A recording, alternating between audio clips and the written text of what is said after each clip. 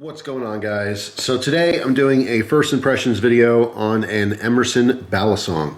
All right, this is their Balisong 7T or 7 Tactical. This is basically based off their QCQ-7B folder, all right, but it's a Balisong version. Got this in an order from BladeHQ today, all right, so only had a chance to flip it for a few minutes, but I definitely have some impressions, some things to talk about here. When they announced that they're going to do Balisongs, it was big news, you know, because obviously the Balisong community is growing. It's a very large part of the knife community now. A lot of people like to flip. A lot of people like the hobby of it.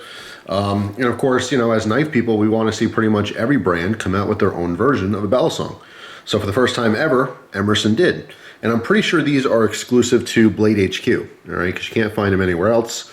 They had a couple different models, all right. This one, again, is the 7T or 7 Tactical. All right, and this particular model features the, you know, kind of waved thumb ramp, all right, that's on the knife here. And this is considered the tactical because this has more of a user, you know, preference in mind. This does get in the way. Right out of the box when I started flipping it, that is not comfortable at all, all right, especially because there's a point there in doing, you know, ricochets and stuff. They have another model called the 7F, which is literally this exact same knife, only it's flat here. There's no jimping, there's no thumb ramp, there's no point, okay? They specifically have a flipper version, all right? So if you're very much into flipping, into the hobby, and you don't actually use the knives that much, or you just want to manipulate them in a bunch of different ways comfortably, that would be the model for you. In fact, that one sold out very quickly, all right? There's also two other versions. There is one they call the Longhorn, and the Longhorn has a kind of a slender drop point blade. And then they also have a model called the Commander, which is obviously based off their Commander folder, that Commander style, which is also drop point, but it has more belly up front. This one I ended up purchasing because it was on sale. Now, the original price for these knives, I think all four models were the same. It was about $350, right, which is very expensive. This one was on sale from BladeHQ for $220. Right now, as of the filming of this video, I think there's only 4 left in stock. All right, so at $220, that's a totally different, you know, decision than obviously $350. Right off the bat, because it's Emerson, yes, you can expect super, super textured G10 scales. These things are, you know, coarse sandpaper. It is everything you would expect, just like every other, you know, Emerson knife. This is no different. Very, very, you know, aggressively textured scales. It feels very different in flipping. I'm just totally not used to any Balisong that has this much texture in those handles. I mean, I'm kind of flipping off, you know, camera here, but it just feels very, very different. It's not necessarily a good thing. I think in a lot of different manipulations, I do like those handles to kind of glide and slide in the hand. So the extra texture is definitely great for actually using the knife, not so much for, you know, the functionality as far as flipping goes, in my opinion, of course. Something I noticed on this knife right away, which I did not know about, was that this latch is actually adjustable.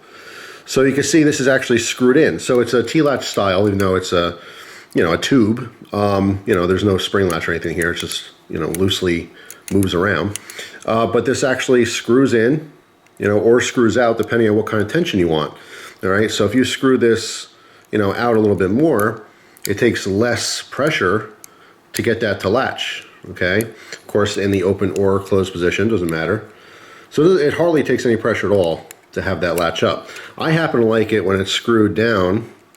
Now, you can't screw down all the way, because all the way down here, you can see these handles don't come close enough, you know, to each other to be able to close that. So I screw it all the way down, back it off about 1 full turn, and actually like to have more pressure on there, okay? So it kind of pops out, you know, when I open it. I love doing latch drops. You guys usually see that just on camera here. I like the fact that that's adjustable. That's actually pretty cool. So obviously, you know, you can set the tension to whatever your preference might be. You can see this does have a pocket clip on here, all right? It's kind of a funky design. It works very well. I mean, I didn't carry this around or anything. Like I said, just got it today, but just slipping it in the pocket. The tension is very good on it. Again, keep in mind, very textured scales here, all right? So it's really gonna grab the pants. As far as the design, like I said, it looks a little bit funky because of the offset screws, all right? And, you know, keeping that in mind, it looks like, you know, this is on the bite handle or latch handle. But if you were to flip this over, you can probably replace this. I don't know for sure, but you can probably replace it because of that pattern onto the safe handle, if that's how you prefer to carry it, if you were actually carrying this knife to use it. I do love the blade style. Again, it's the same one you'd see on their CQC-7B. All right, so we have a Tanto style blade. This is in 154 cm, which is a fantastic steel. In choking up and just doing a couple cuts, this is super, super comfortable. All right, this little, thumb ramp, which again, it's their waved feature. It's what you see on a lot of different knives. It's what they're kind of known for, but clearly in this particular knife design, there is nothing to wave open. It's really just there as a thumb rest, but it is super, super comfortable as a thumb rest.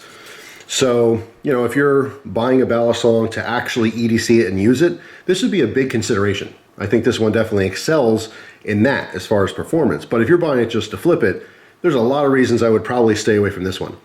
Now, if I do a quick zoom on here, you can see the hardware is Phillips head screws. All right. Now, a lot of people talk about this. I mean, Emerson has always gone with a simple hardware just because everyone has Phillips head, and flathead screwdrivers at home. All right. Some people like this. Some people don't like this. So our pivot screws are Phillips head. It's on both sides. All right. You can see they do protrude out just a little bit. All right. And also our body screws are the same thing. They're just Phillips head screws. Now, there's nothing wrong with that as long as you use the proper Phillips head screwdriver. All right. If you don't know, it's not just plus sign, minus sign. There's a bunch of different sizes. All right. So if you are kind of playing around with these pivots and you don't have the proper Phillips head screwdriver for that to fit it perfectly, you do run the risk of obviously, stripping those screws out. So if you are going to play around with the tension, which I don't think you have to, I mean, out of the box, this was, very, very nice. Let me show you here real quick. You can see both handles. There's barely any play, all right, just enough to flip it smoothly, all right. I'm not 100% sure if they're Loctiting these pivots, out of the box. If that's something, if you're going to be flipping this a lot, something you might want to check, or you can, of course, contact them to ask. But I know a lot of people do that regardless, is they'll take those pivot screws out, they'll put some Loctite on themselves so they know it's not going to back out or anything, because there's lots of use and flipping and stuff. Obviously, you have a chance of those loosening up on you. Yeah, I mean, it's definitely different. This is unlike any other Balisong in the market in a lot of different ways.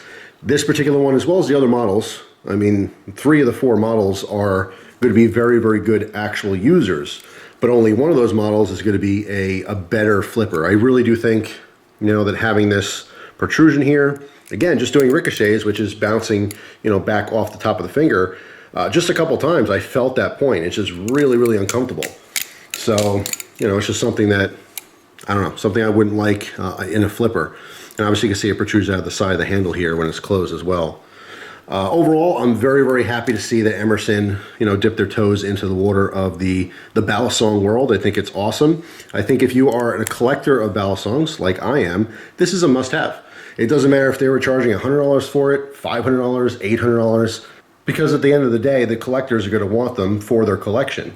As far as a user goes, let's say, you got the 7F.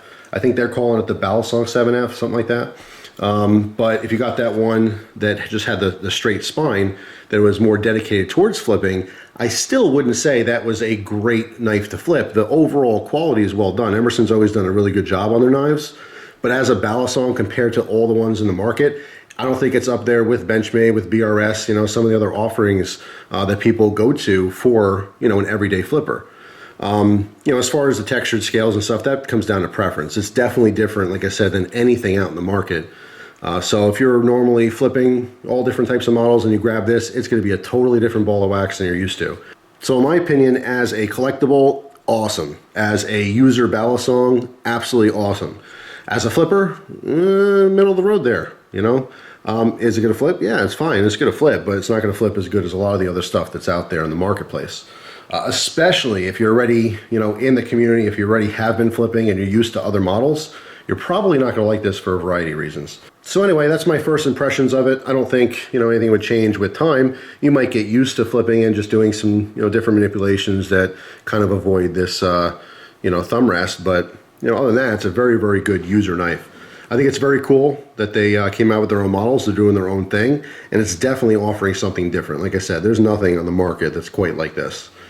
But yeah, that's pretty much it. If you guys happen to be, into the flipping scene and you have one of these Emersons, please, post your comment down below. But like I said, my initial impressions, awesome collectible, really fantastic user knife. But as far as flipping, really middle of the road. And more people than not would probably end up not liking it in comparison to what they're used to. Hope you guys have a wonderful day, and I'll see you tomorrow with a brand new video. Take care.